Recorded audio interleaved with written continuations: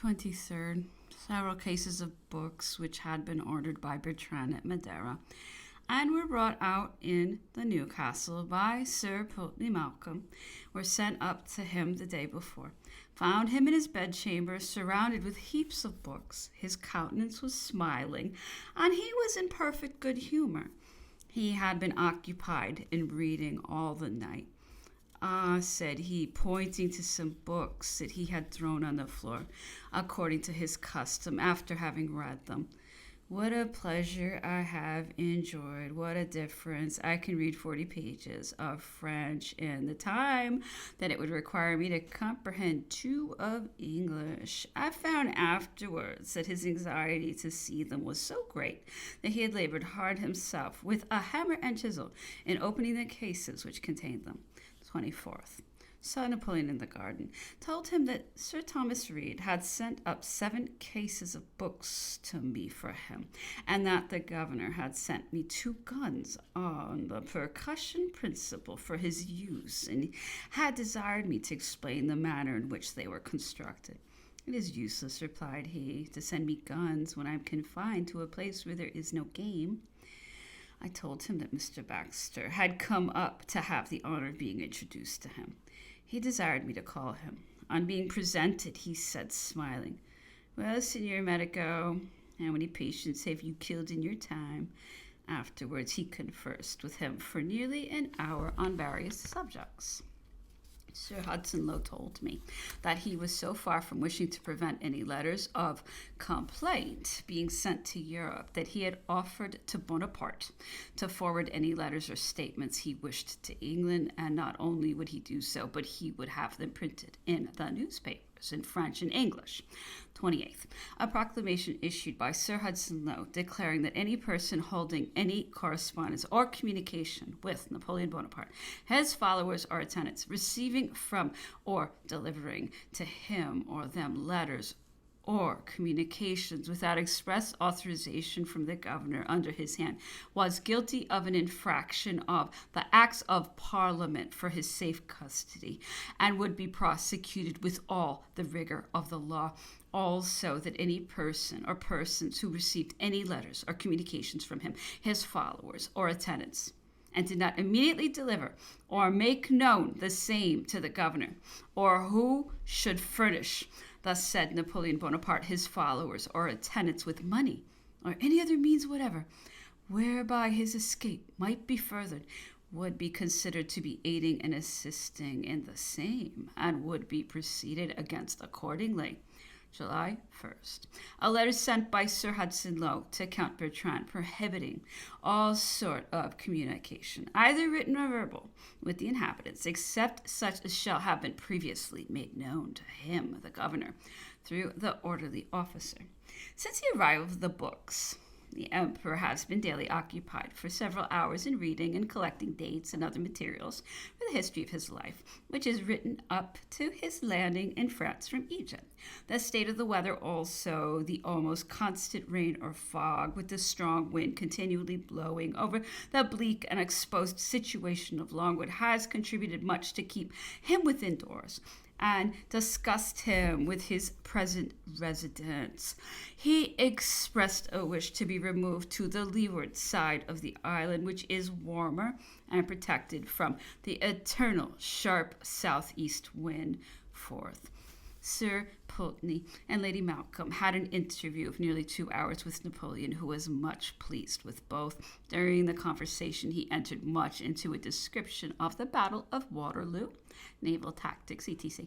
The officers of the Newcastle were also presented to him. The meat, which has generally been of bad quality, is today so detestable that Captain Poppleton felt himself obliged to send it back and write a complaint to the governor.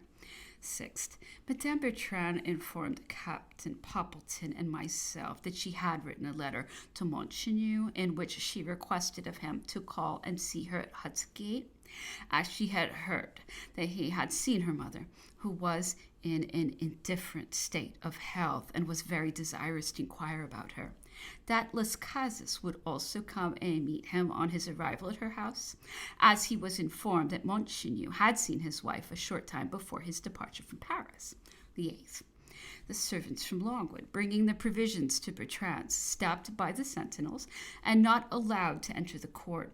The viands were at last handed over the wall in presence of a sentinel who said he could not permit any conversation to take place.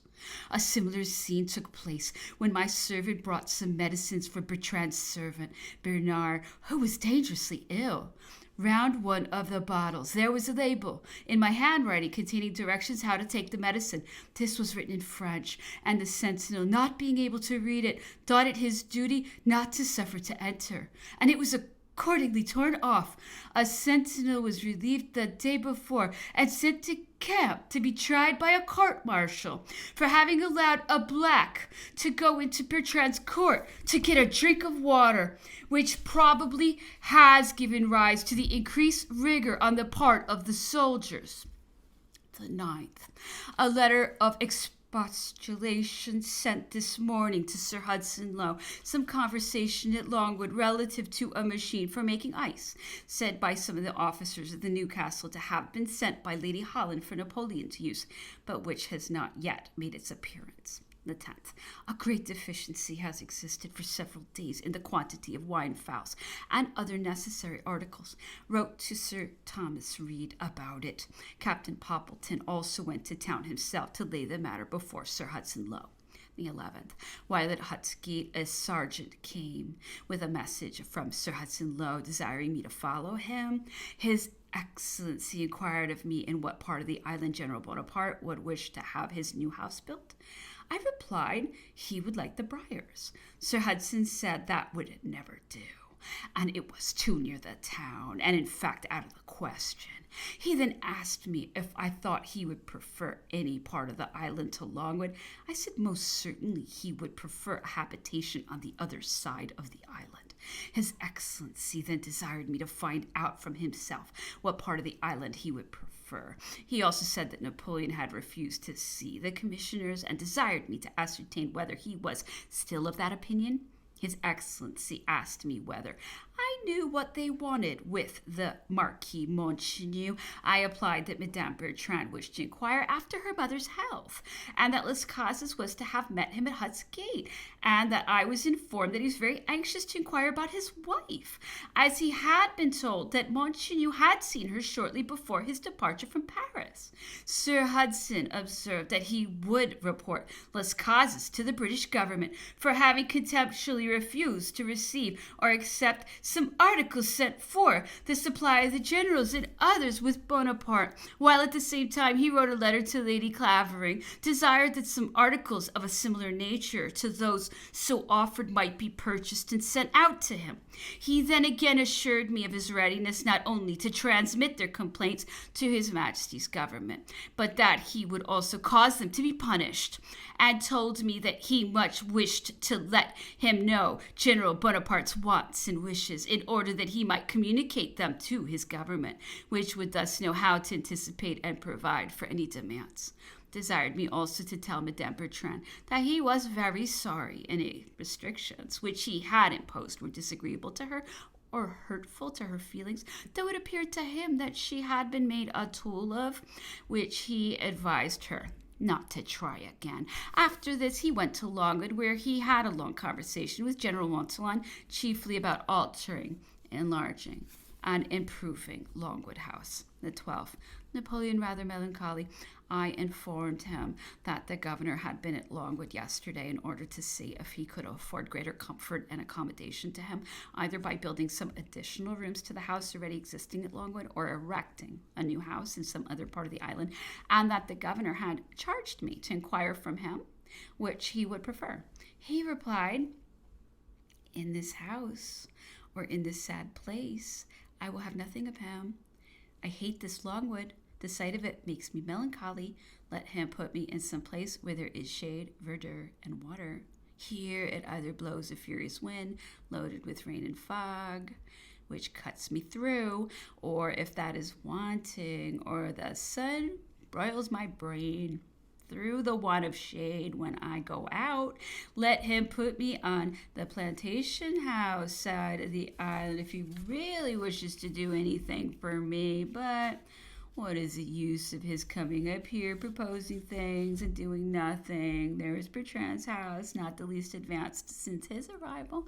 The admiral at least sent his carpenter there, who made the work go on. I replied that the governor had desired me to say that he did not like to undertake anything without first knowing that it would meet with his approval, but that if he, Napoleon, would fix or propose a plan for the house, he would order every workman on the island, with a proportionate number of engineers, officers, etc., to proceed to Longwood and set about it. That the governor feared that making additions to the present building would annoy him by the noise of the workmen. He replied, certainly it would. I do not wish him to do anything to this house or on this dismal place. Let him build a house on the other side of the island where there is shade, verdure, and water, and where I may be sheltered from this disagreeable wind.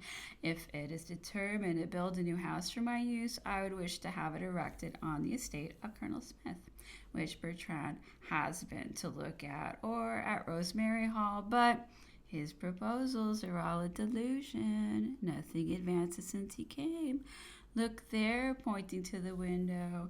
I was obliged to order a pair of sheets to be put up as curtains, as the others were so dirty I could not approach them, and none could be obtained to replace them. He's a bad man, and worse than the island. Remark his conduct to this poor lady, Madame Bertrand. He has deprived her of the little liberty she had, and has prevented people from coming to visit and chat for an hour with her, which was some little solace to a lady who had always been accustomed to see company.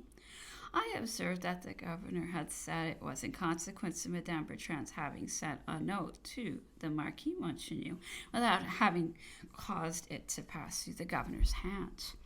Trash, replied he. By the regulations in existence when he arrived, it was permitted to send notes to residents, and no communication of an altercation having taken place was made to them. Besides, could not she and her husband have gone to town to see Montchenu?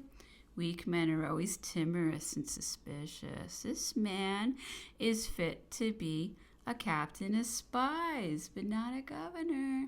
The 13th went to town and communicated Napoleon's reply to Sir Hudson Lowe, who did not seem to like it, and said that he could not so easily be watched. I observed that I thought easier, as he would then be in the midst of his Sir Hudson's staff, and moreover, as the spots in question were nearly surrounded with high and unequal rocks, it would be extremely easy to place pickets in such a manner as to preclude the possibility of escape, and at the same time be unseen by the captive. His Excellency at first assented to this, but a moment afterwards he observed that he should not know where to place the Austrian commissioner who had taken Rosemary Hall. I ventured to suggest to him that however desirable an object the accommodation of Baron Sturmer might be, still it was one of much minor importance to that of the principal détenu. Sir Hudson Lowe, after a moment's silence, asked me if I had communicated his message to Madame Bertrand, to which I replied in the affirmative. He observed that he had not sufficiently explained his motives in imposing some additional restrictions, as the fact was that Sir George Cockburn, prior to his departure, had pointed out to him the great inconveniency of the existing order of things and the necessity there was of preventing such free access to Bertrand's house, that he had strongly recommended the adoption of the restrictions which he, Sir Hudson, had since thought it his duty to impose, which the Admiral declared it was his own intention to have ordered, had he not been in daily expectation of the new governor's arrival. That the liberal access to Bertrand had been originally permitted in consequence of a supposition that the new house for his use at Longwood would soon be finished, after which he would be placed on a similar footing with the other attendants of General Bonaparte. This he desired me to communicate to the Countess, and said that he would consider about building the new house upon the spot which I had pointed out, adding, Colonel Smith and Rosemary Hall must go together.